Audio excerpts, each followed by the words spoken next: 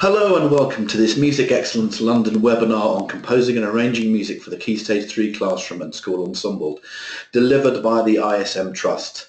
I'm Keir Crawley, Head of Performing Arts at Preston Manor School. Before we begin, a few technical points. You can't see me, but you should be able to see the PowerPoint presentation. You should be able to hear me, but I can't hear you. So if you have any questions, please type them into the question box and I'll share as many as possible at the end of the presentation. This webinar is being recorded and will be available to view on the ISM's website at ism.org/webinars. So, a practical guide to arranging for the Key Stage 3 classroom and school ensemble. So the aims of the webinar this afternoon are to explore why you might want to arrange for ensembles and for the classroom yourselves, working with younger instrumentalists, how to do, what to start, how to get going, an opportunity to communicate with me and ask for advice and share ideas, and some helpful hints, hopefully, and tips for your school contexts. So why do your own arrangements? One of the most important and powerful things is obviously inclusion. You can write for a specific set of pupils that you know and involve all ages and abilities. An exercise in student voice here can be quite useful and also quite powerful. Over the years in my own school context, students will ask me, can we play certain pieces that are of the moment? That includes popular songs like Muse songs, including Bond themes from Live and Let Die right through to Skyfall, the Doctor Who theme, Pirates of the Caribbean. We're also in a very powerful position to share the greats of classical music. We are in the classrooms, we are able to introduce students to the greats of the symphonic repertoire, things that they wouldn't necessarily otherwise have had access to, film music, jazz or pop. So again, in my own school we've explored pieces such as Mars, Ravel's Bolero, The Rite of Spring, obviously very much arranged on that one, Beethoven's Fifths, Gershwin's Second Prelude, and a number of other interesting things. Obviously, a strategic choice of repertoire in the classroom can also motivate students and help them progress in their musical learning.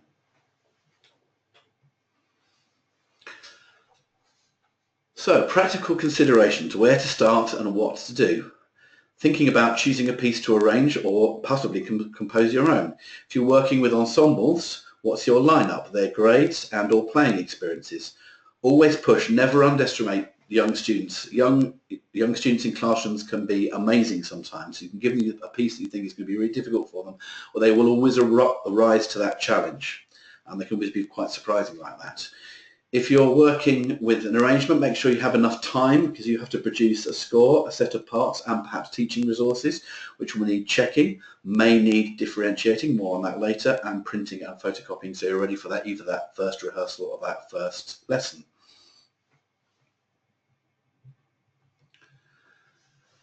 So I'm going to start by using a piece that's aimed at the classroom. It's a piece of my own composition. It's called AsCent, and it's about a kind of journey upwards into the sky. I deliberately aim to push the boundaries. It's aimed at Key Stage 3 classroom and uses a range of instruments, including your standard classroom stuff such as glockenspiels, xylophones and percussion. And we'll give it a little listen now.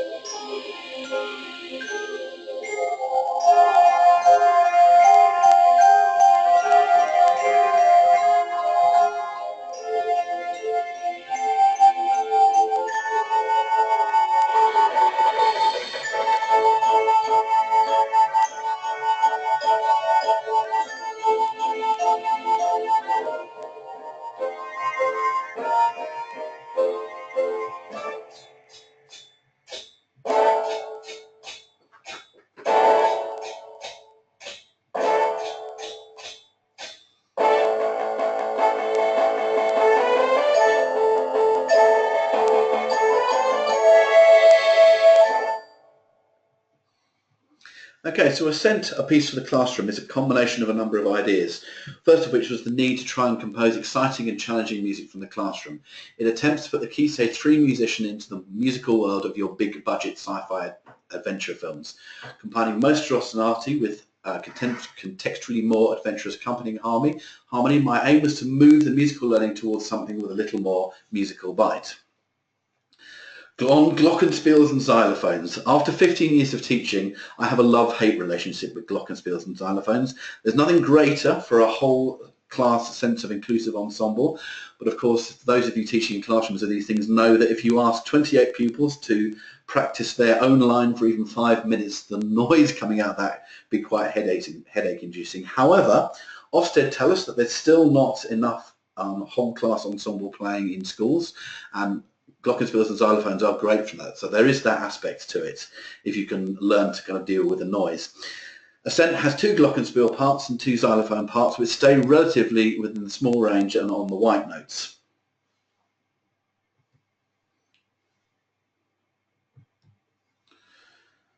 Percussion parts could be shared by 2 students, but can be just about playable by one. Alternatively, you can use whatever comes to hand. You can hear some drums and snare drums in the recording. If you don't have snare drums, you can use other things.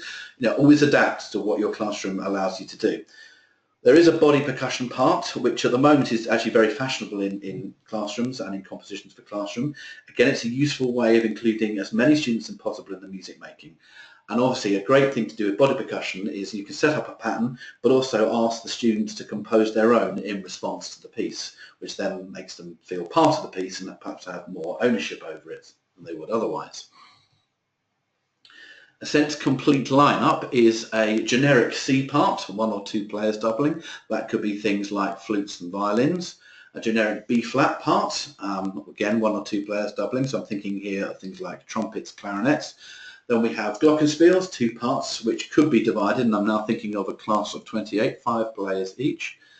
Xylophone parts, 2 parts again, 5 players on each.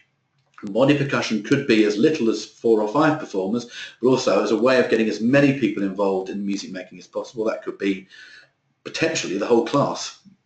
Percussion, 1 or 2 players sharing again. There is a keyboard and synth part, which is very prominent in the middle section. Again, playable by 1 player, or often, as happens in classrooms quite a lot, you could have 2 players sharing, 1 playing the right hand, 1 playing the left hand. And there's a piano part, which is probably you as the teacher, but not necessarily. If you have any kind of older students who could come in, maybe 6th formers, come and play a kind of grade 5 or grade 6 level parts.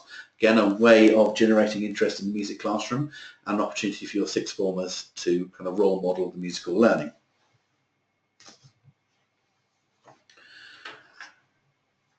An interesting way of adapting your music notation, which will allow your SEND students to join in the music making as well, is what I would call grid notation. And on the slide you can see the main tune of AsCent presented just as a series of notes where the dash is equaling a longer note.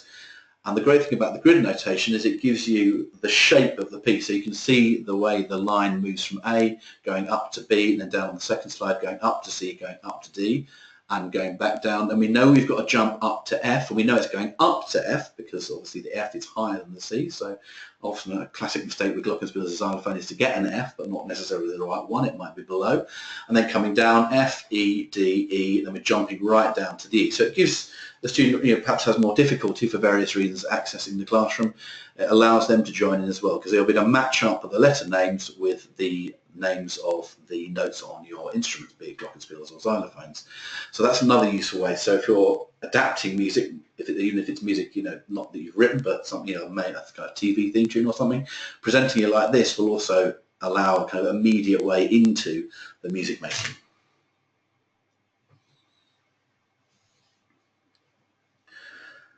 Musical considerations. Pick strategically, but do preserve the flavour and intent of the original. One useful tip here is to change the key. Often, some pop songs are in quite awkward keys, but sliding it up or down as little as a semitone will help your particularly ensemble players, and I'm thinking now sax players and brass players, to access the piece without having to play in many sharps or many flats. Again, thinking about classrooms, glockenspiels and xylophones, if you again a shift of key by a little way might keep a slightly more awkward tune onto the white notes, keep it more diatonic, and that will help the students again, once again, access it, feel involved in the music, and then push their progress hopefully. Another thing to do is research ABRSM or similar exam board scale requirements for each grade. So if you're working with an ensemble and you know you've got a grade 1 violinist, you're not quite sure how to approach a part for that person, is look at what the associated board, or again similar exam boards, have as their scale requirements and see which keys will be manageable for the students. You can also have a look at the pieces as well to see roughly what the standard is, and then you can kind of tailor your parts to the students that you will know hopefully will be playing them. Again, they'll feel a sense of achievement by this because they will be joining the music much more quickly, and you'll get a sense of satisfaction of the music moving forwards. So you need to obviously analyse the music that you're starting with, whether that's particularly this is a piece you're adapting for your own classroom. So analyse the music and assign the building blocks to your instrumental forces, and thinking about who is playing, who is sharing the melody, the harmony, the bass line, and the rhythm section if appropriate. If you have a bigger ensemble, are counter melodies or other musical material within the piece you can utilise. Can you compose your own counter melody to beef up the arrangement?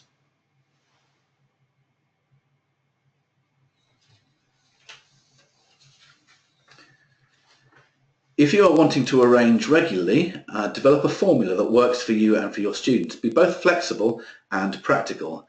A logical score layout might help you more than your traditional score layout, particularly if you have an unusual combination of instruments.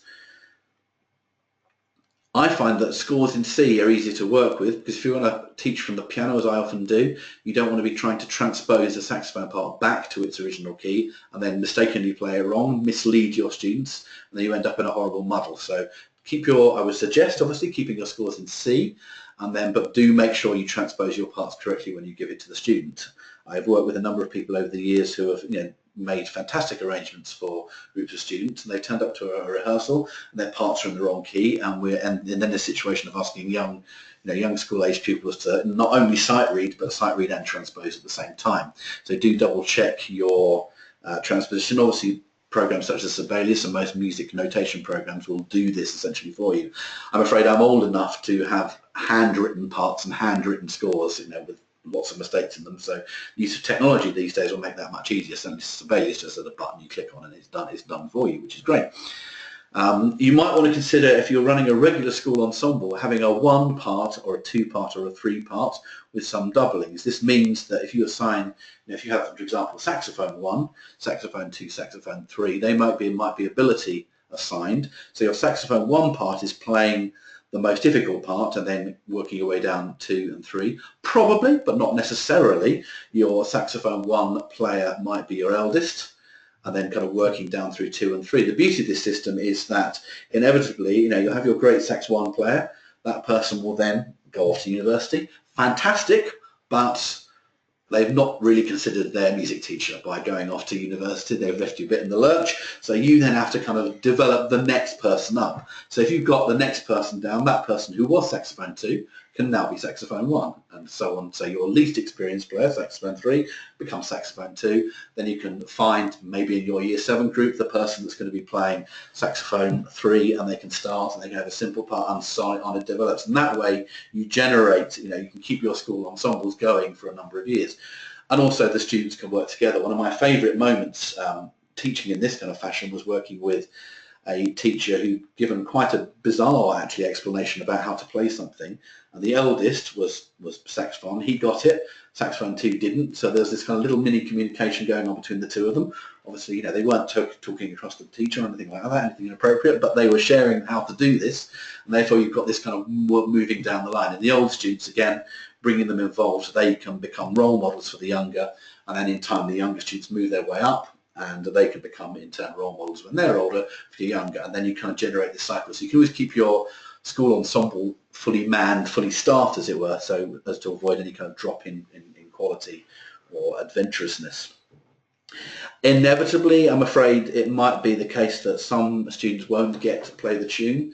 They may need to have an accompanying role, but try and make your accompanying roles interesting, give them things to kind of work on, and so they can move their way up. So it's the case that some people might have to accompany, particularly in a jazz arrangement. They might be performing a backbeat. If it's guitarist, it might be kind of a 4/4 on the floor type scenario where they're strumming chords. But try and share your musical material around. Obviously, key to this is, and it's absolute basic, is knowing the ranges of your instruments. So I put a few just simple examples up. If you're not sure of your range, obviously look it up. When working with students, try and avoid particularly the upper ends of ranges and the lower ends, because you're not necessarily dealing with professionals. As lovely it was to have your trumpet players playing a kind of James Bond-esque scream lead very high up. That's kind of the work of the professionals, and there are people that specialise in that kind of playing. So your student, you probably need to keep them in their comfortable range, which is usually within the stave. So do have a look at strings instruments and their open strings, and do think about their ranges. And if you know your students, and I'm kind of talking ensembles now, then ask them where they're most comfortable playing. Ask them to play you up a scale to see where to keep it in a range that's doable. Again, I've seen a number of arrangements for classrooms and for school-aged students, a bit ropey because the person hasn't checked the range, and you wouldn't ask a professional player to play out of their range, because for some instruments it just isn't physically possible from the way the thing is plumbed or wired or tuned. So you want to keep it in something that's playable. Remember, woodwind players and brass players do it with their lungs, so they need to be able to breathe. So make sure that if you're giving a pattern that you've got an opportunity for them to take a breath. If it's a kind of ostinato pattern, you've got a number of woodwind players, share it out. So your flute player might start, it might then jump to your clarinet player whilst your flute player catches a breath. Your clarinet player might then take it to a bassoon player, and it kind of might pass around your woodwind section, and same is true of brass. So give them an opportunity to take a breath. And also be aware, particularly of woodwind instruments working over the break. From going from the Charmot register of the clarinet right into clarinino. Be careful of your B flat, B natural area, because that's where the break is. But work over them, but don't give them a trill for something in that area. And if you need to rise over through a scale, that's fine, but don't stay there for too long. Flutes, again, be careful about the bottom range. It's often quite weak, so they can play that kind of middle C area, but how well you'll be able to hear it is another matter. It obviously depends on what the rest of your ensemble are doing. Keep them up. Again, my point again about transposing instruments. So you've got your alto saxophone there. So player in E flat, or you need to make sure you've got the thing right. So make sure you've got the notation. This is where scores in C are useful. So you've got an example on the page there, which I'll just give you a moment. So if you want to hear a C from concert, middle C, you need to write C. You need to write an A for that person, so it's going up a 6. So I'll just leave that there. Saxophones, I'm afraid, particularly can be a little bit awkward in knowing the transpositions. So I'll just let that slide just hang there for a second to get your head around that.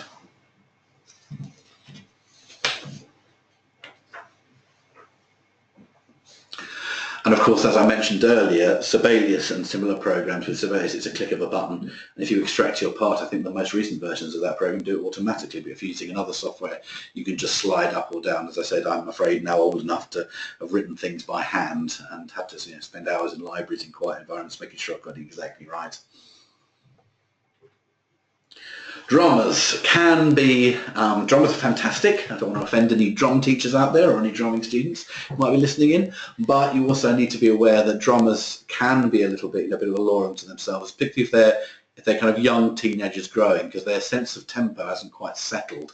So in terms of writing drum parts, every drum teacher or every drummer I've ever worked with, and that includes kids as well as professionals, have their own way of writing the notation. What's on the slide is a kind of fairly basic one I've found, but every person I've ever worked with has a different way. So if you're working in a school and it's ensemble, maybe ask your drum teacher what they do, because they might be helping to teach the part. Ask the students what's familiar to them. Another useful thing is Rock School do a drum syllabus, which is kind of the equivalent in pop music of the ASM syllabuses, so you can check there to see what the notation is. Seemingly, I think, fairly straightforward are bass drums on what would be an F if it was a treble clef, snare drums on what would be a C if it were a treble clef. Then you've got all the other kind of odds and ends and the fun things that percussionists carry about with them. So again, ask them. If you are working with a teenage drummer, lots and lots of rehearsals, particularly to know where your section changes are and knowing where the end of the piece is. You don't want your drummer carrying on when the rest of everybody else has stopped. That's a little bit embarrassing for everybody. I find useful things are to label your notation for clarity, so and be consistent. So if you're all writing snare drum, or what we think of the C in the treble clef, then just label it that for the first time. Write a pattern, particularly if it's idiomatic and of a particular pop genre. You don't need to slavishly write out a part where every single bar is filled in. You can write the first bar and then you're repeating the pattern. Use the slash or the 2 dots symbol. Leave the fills and the fancy bits to the player. However skilled you are as a composer arranger, you always find your player probably does it better. And you could spend hours writing out the exact fill, the exact fancy bit you want, and transcribe it, or do if you're writing composing yourself exactly what you want, then your player will come along and they'll just do it. So you can probably save yourself a bit of time by just writing fill, and then knowing what the genre is, they will do it. As I said, rehearse your drummers particularly well, particularly if they're younger, the bottom end of teenagers. They've not stopped growing. Their sense of tempo might be a bit wayward. So as conducting, be ready to go with your percussion or drum players. Don't kind of try and force them back. You might need to just kind of run with them. Number of times I've given what I might think is a clear 3/4 play, and we're playing at something quite different to what I suggested. You kind of have to go with it, but certainly let your players know where the section changes are and the ends of the pieces are, and that will build their confidence. You'll end up with a successful performance.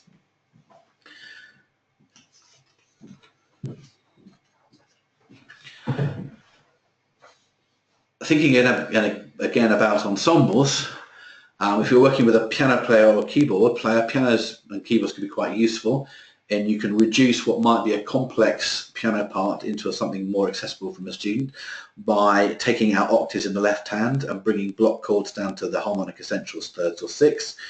If it's popular music, once again, can you set up a riff? Can you set up a pattern, some kind of ostinato? Once they've learnt once, they can keep playing. If you're working towards Christmas and you've got an acoustic piano, don't stick to the keys. Open the lid, play the strings, find out what noises you can make inside, because that might be a way you still imitate in the way of imitating sleigh bells if you don't have to be, or chimes or any of those kind of things. Piano can also anchor the arrangement and provide a foundation for a solid tempo and should be mistake-free. If you are working in a music department that's slightly bigger, you might have your musical colleagues might play the piano, and if you ask a teacher to come in and play that part, you might get to do the cheating a little bit, but you can have that one part is going to be nice, hopefully solid, as long as they've practiced, hopefully solidly reliable, and then the students will then have something they can latch on to as being reliable, always there, always correct, and that will help them build their own confidence and get your ensemble together. If your school group is more a broken consort, by which I mean any kind of lineup of anything that's available in your school, you might have a sax player, it might suddenly be a banjo player, it might be a tuba, it might be somebody that plays a glockenspiel or xylophone. So if you're working with something that's kind of particular, piano can also, or a keyboard can also beef up that texture, thicken it out a bit. But once again, with working with pianists, even though they're probably accompanying, try and give them something interesting, and if they are playing a kind of riff or a pattern, just vary it every so often, so they don't sit there kind of umpiring and thinking, oh yeah, well, I've done this now. So give them something just to spice it up a little bit, help keeps the interest. Other useful tips. As mentioned, avoid the extreme ends of ranges, particularly upper. So lower end of woodwind will be quite weak, including the flute. Conical bore woodwind, and this is one of my own teachers talking now, avoiding writing low and soft. They struggle with that a little bit. Low and loud is fine. Try to avoid breaks between registers, as I've mentioned already, so clarinet, charmlite, clarinino, which is around that B flat area. And if you need to go over it, don't stay there too long, certainly not any trills. Remember, obviously, your players aren't professionals. They're probably starting their musical journey, and you don't want to kind of put them off too early by giving them something to do. So another thing I find with young violin players, and I've heard many a violin teacher in practice rooms, hold the violin up. So make sure that they are holding the thing properly, holding it up. Consider, though, that said, if you've got an hour rehearsal, they might need a break. Just if they're particularly younger players, because it could be physically quite demanding. So make sure that people are doing as they should be. As I said, young and old brass players will need to rest their chops. That's very much a brass player expression. That's their embouchure, and they need to breathe. If you've got guitars in your ensemble, again, not something you necessarily have to notate slavishly all the way through. You might want to consider tab. Again, if you're not familiar with how to do tab and how it works, often the notation programs may transcribe a line that you've written in notation, traditional notation, into tab. Sibelius certainly does it, and or chord symbols. Guitar is one of those instruments that's often learned by, in my experience, learned from students who they're playing along to YouTube videos, and they're kind of learning that way. And they haven't had the kind of formal education, so they might have gone into a band. I think in the Musical Futures approach, they might have gone into a band, they might have played the chords, so they might be able to read the symbols and know where to put their fingers, but if you actually give them notated parts, it wouldn't maybe work so well. Texture, unless it's a deliberate compositional choice, try to avoid sparser textures where, unless you're going for a big solo, because they can sound unconfident and be risky and be potentially embarrassing if the pupil loses his or her nerve on the day. What you don't want to happen is the student that's been really keen and has been learning their instrument for a while, they're in the school group, all of a sudden they're proud as punch to be there, and then suddenly on the day they lose their nerve, and that's, it's a catastrophe for them, and then they give up, and that's, you want to try and avoid that if possible. So, be careful of sparse textures, and if it's a solo, make sure that student kind of has the emotional reserves as well as the technical reserves to do it without losing the nerve. Obviously, when it works well, it can be really fantastic and a positive, encouraging confidence giver, but equally the opposite is also true.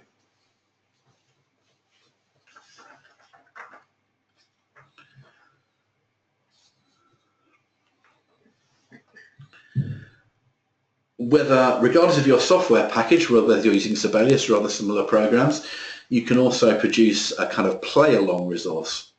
You can generate an MP3 file that could be shared via student emails or via a shared Google Drive or Dropbox type scenario, or old-fashioned way, burn onto a CD and they can take home and listen to it at home. And if you're working with instrumental instructors who are helping you to teach the arrangements in their lessons, then that teacher can take it and they've got a sense of how the part fits into the whole. So you can generate the entire ensemble as a recording, or you can, if you're particularly technically able, excuse me one moment, particularly technically able, you can then generate a part where, if you want to hear the flute part, you give it to your flautist, you can turn them up in the mix and turn everybody down. Maybe consider having a click metronome running so they can play with a click track as well that's there. So you can use technology in some clever ways to help support your learning. Again, in the ensemble, seek the support of instrumental instructors if you have them, maybe via the music service or in your own school. And of course, invite them in to run sectionals if your ensemble is larger or you're trying something a little bit more tricky.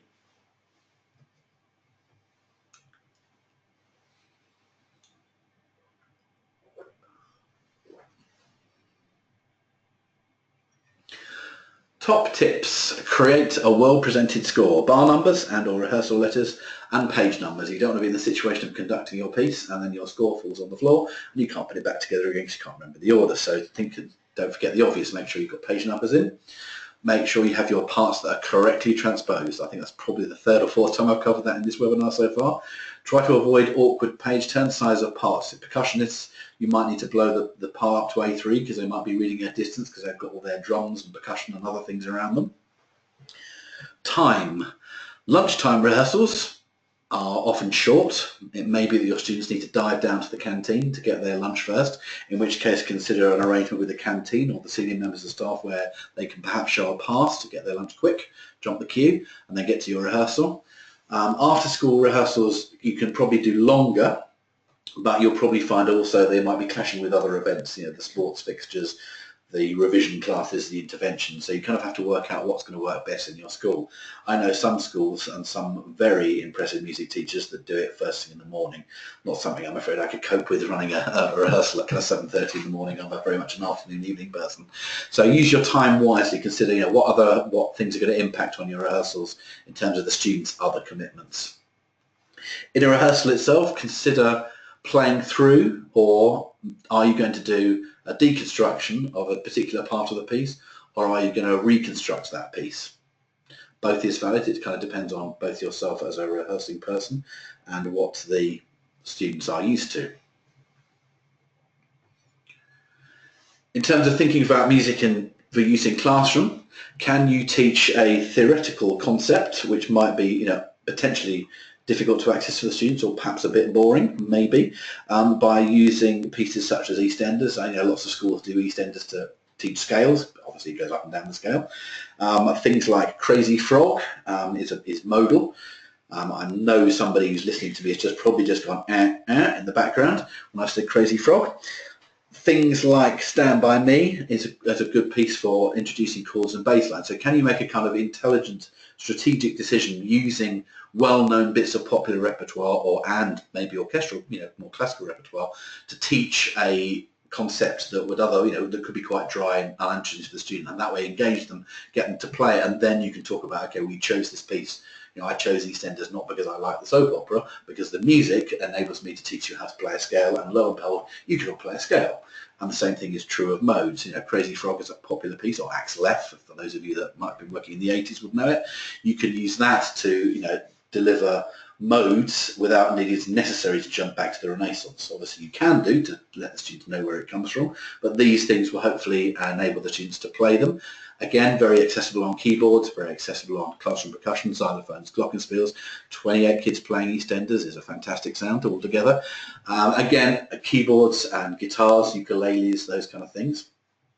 If you're running an ensemble, as I mentioned at the start of the webinar, you might want to discuss your repertoire with the students first. Is anybody in your group, and could be your classroom as well, dying to learn a particular piece of music? Can you therefore create that piece of music in a version that's accessible for them and that's going to work, that's going to work in the context of your classroom? Can you take workshops and a few rehearsals if you're doing arrangements, and then try it out a couple of times? Obviously, it's quite time heavy, knowing that Key Stage 3 music teachers are inevitably very busy. However, very satisfying if you do. Can you take the time to run a workshop with the students, have your first few rehearsals and see how they do? If it's not quite working, can you then adapt? That doesn't necessarily mean simplify. Is there somebody that you've that's learned your part really, really quickly, and can you beef it up a bit, make it a little bit more challenging for them to boost their technique? Can you perform in assemblies, in school events, sports days, festivals, parents' evenings? Can you get the music out of your classroom and into the whole school context? You'll often find that music and performing arts are the kind of window into the school in this way that some other subjects don't necessarily do so easily. You bet your life the school orchestra will be asked to play in an open evening or something to show off the school to the parents. Very worthwhile and also very useful.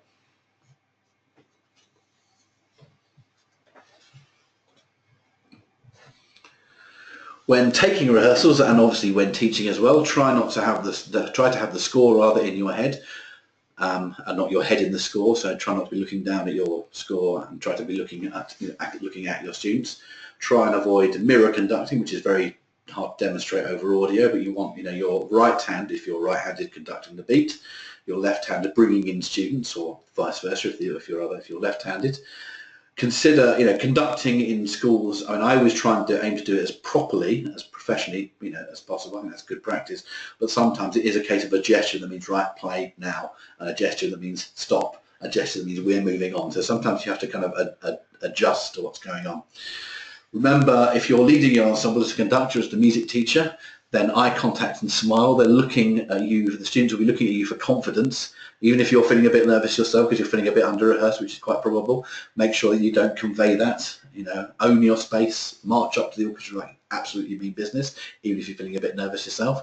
Probably at the end of the day, if it's a Christmas concert at the end of the year, you're probably exhausted. But keep it going, smile, eye contact, convey that confidence to your students. When you are conducting, particularly if you're going for the kind of quotes proper conducting, an invitation to play rather than a pointing gesture. Pointing is a bit rude sometimes, but if you're an upward, outward kind of palm is a gesture to play, and you'll find, particularly with singers actually, that that kind of gesture kind of lifts the sound, makes it more confident, more beautiful. Could you ask a student, or in my school we talk about lead learners, to conduct the performance or the rehearsal or part of it? That can help you, that can generate them. Again, it's that kind of musical role modelling. Maybe your lead learner is perhaps somebody older, more experienced, and the younger ones will be looking up and saying, oh, I'd like to do that. And then you can kind of generate your enthusiasm and target that way. For those of you that like a kind of a book reading approach to these kind of things, there are many books on orchestration and arrangement, none yet specifically for schools, but I found the book that's now currently on the slide to be among the friendliest. It's Rock, Jazz and Pop Arranging by Dara Ronswick and is published by Faber Music. So we're coming to the end of my portion of the webinar. This is an opportunity for you to think about, do you have any questions that you would like to type? You can type that into your questions box. They pop up magically on my screen and I'll be able to read those out and hopefully do my best to answer them. What I might give you in answers might not necessarily be the definitive approach. It's kind of some of these things, there's no right or wrong answer, but it'll be kind of based on my experience of classrooms and hopefully you will find useful. Also, if I don't know the answer, I'm not afraid to say it either. I might find it out for you. So let's see who's listening live and who has a question.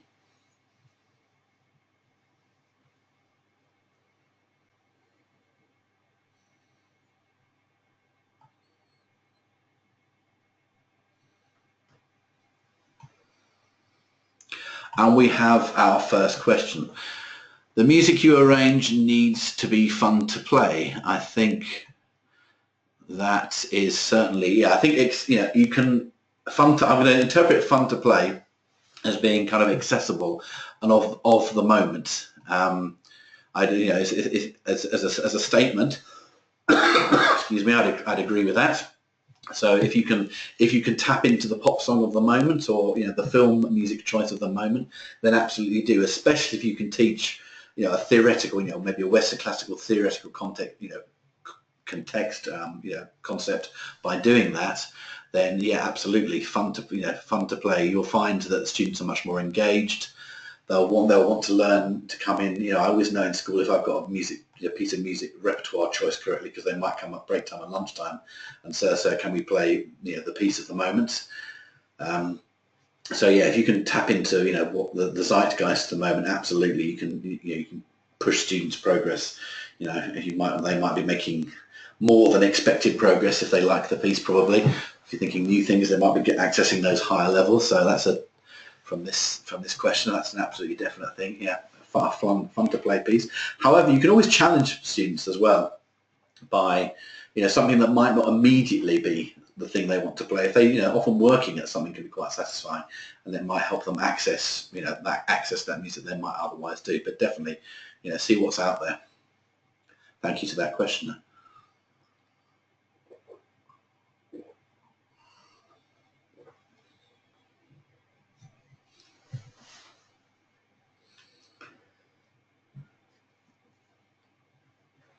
I'm wondering if there's anybody else that has anything, not maybe or a question necessarily, but a statement. Here we go, and we have the next one. This is an interesting question. How would you go about orchestrating elements of students' own compositions they have made in their classroom lessons for a whole group to play? I think I'm going to deal with that one. I'll deal with that one first. I'm going to break this down into a number of bits. I think the first thing is you've got students' compositions. I think I'm going to just talk, maybe guide this towards perhaps Key Stage 3 compositions and maybe Year 7. So if you have a student, I think, if they've got a piece, it might be your inexperienced player might not necessarily write it down. So I think one of the first things to consider is making a recording of that composition in its purest form, which will be the student playing it. Of course, if that student is able to notate it, notating music itself, the good old-fashioned way, writing it down with a pen and pencil is kind of dying out. So maybe some notation on a piece of paper, and then you can take that, with the recording and with the notation that's there. Then you can start to generate. It might be a quick thing, so it might be then assigning work. Where's the melody line in the composition, if there is one? Where are you putting that? Which instrument are you giving that to in your small ensemble? Maybe you have between 6 and 8 players for that. So can you divide the melody line? Where's the melody? Who's getting that? Are there some harmonies? There's some chords that can be given to maybe a keyboard part, or divided up into some strings, perhaps. Can you take that part? I'm noticing the second part of the question.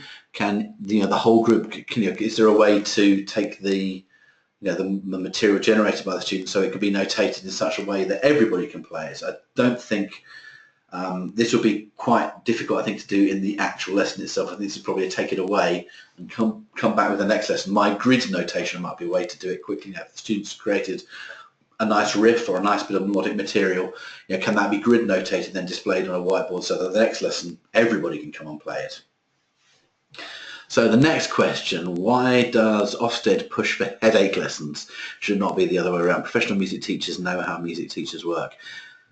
I think there is, it's quite a political question we've got there, but I think, Ofsted often tell us that there are students kind of plugged into things, into keyboards, but they're kind of back to the room. So I think, if you can learn to deal with the quotes headache, I know it's a phrase I use,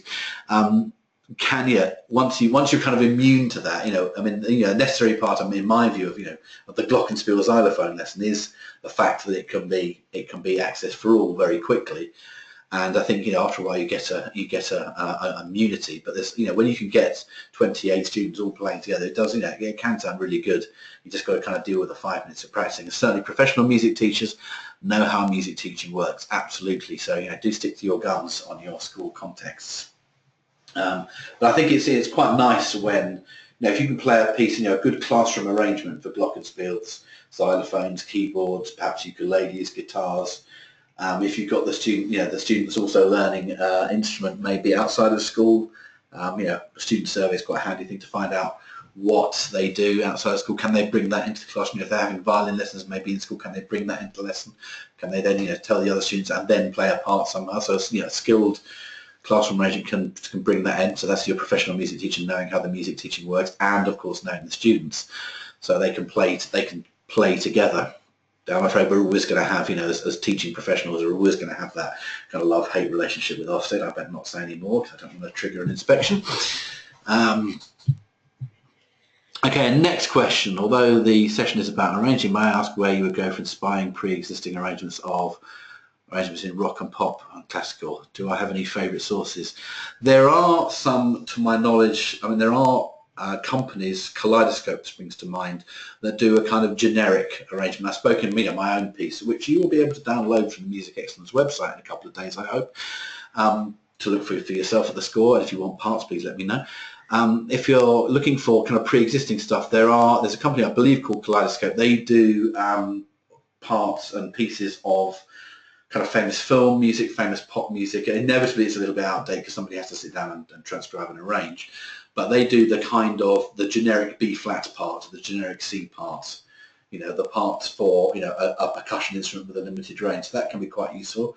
Obviously in this day and age, Music Excellence London itself has some interesting resources, I know. And you can look at things like Sheet Music Plus have some things available as well, so you can go to there. So an internet search will be revealing. I'm sorry to this question that I'm afraid I do my own, so I don't kind of believe in buying pre-existing ones, but obviously knowing the pressures that music teachers face in terms of time, you might be looking for the kind of the quick one to do. And obviously, in a classroom, the arrangement itself doesn't have to be too complicated. It might have 3 or 4 simple lines, simple layers, and that can be very effective, particularly if it's ostinato or riff based. And this person has a follow-up question as well.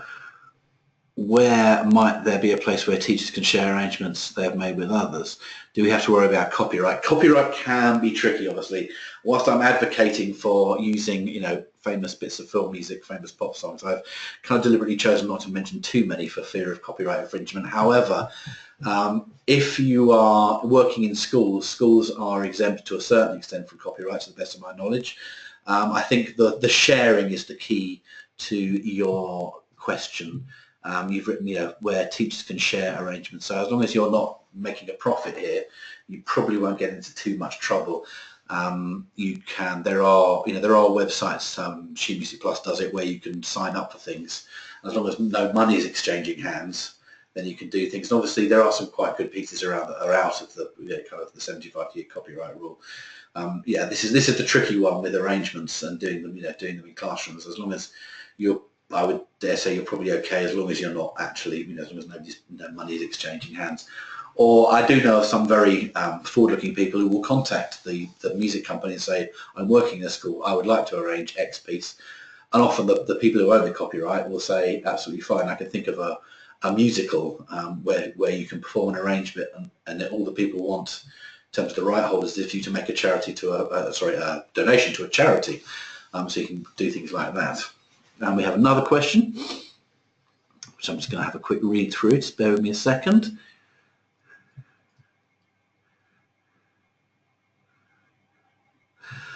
Yes, I agree. I certainly agree with that statement. The person concerned has written, if you have a class set of good quality keyboards and you spent time getting students to play it, and you've got a whole set of orchestral timbres and others to write for, this can open up a more realistic orchestral sound in your arrangement. Absolutely, you can beef up arrangements with keyboards. You can assign, you can write, excuse me once again, you can write as if, you can write, a violin part, as if it was a real violin part, but, get the students to play it on keyboards. And so on, you can kind of set up an orchestral palette with this, with groups of students playing in orchestral families. That would work. I would suggest, kind of linking back to the Ofsted thing, that, get the headphones unplugged. Can you rehearse them with, maybe volumes at half if you're giving a bit of practice time and it's a classroom, and then kind of bring it together somehow so you know that your students are making progress. I think that's where Ofsted's objections sometimes come through. I've mentioned that word far too much now. But yes, timbre, orchestral timbres to write for, and you can use your keyboards. If you have suites of computers, even you've got MIDI keyboards, you might want to set up consider the same approach by using music software which is set up to record and sequence, but you could use it as a live performance if that's your only access to realistic sounding timbres.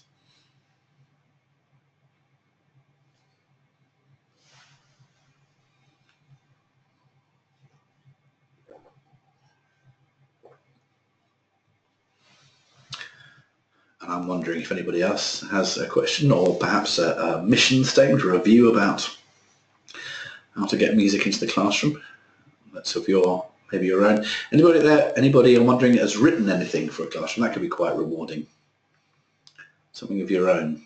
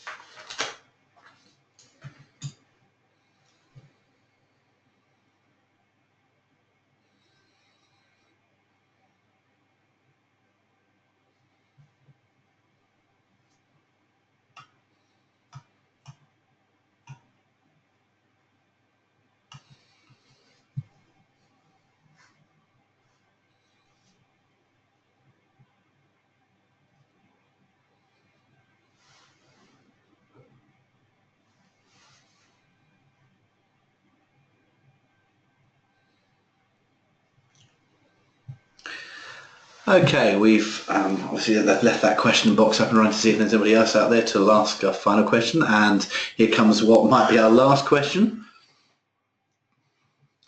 Yes, that's a person has made a very good point, something I've only briefly mentioned. Back to the question about sharing resources, this is something that music hubs could potentially facilitate in the future. Yes, certainly. You'll be, wherever you're working, certainly in London, and maybe you're listening to me, and certainly across England, perhaps that there will be a music hub or a music service. The London boroughs certainly have them. There's a very, very strong one in the area in which I work.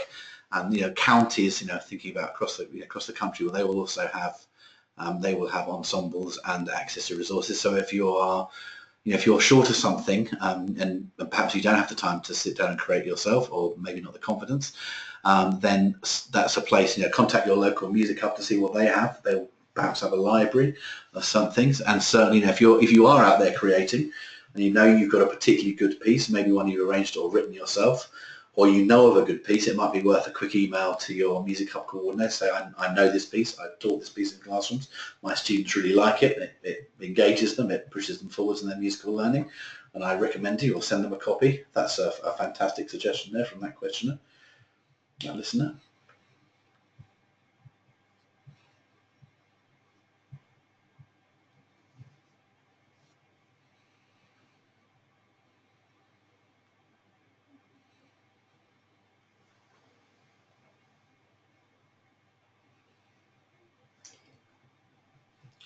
Okay, just that last call then for any more questions, any more things that people would like to share.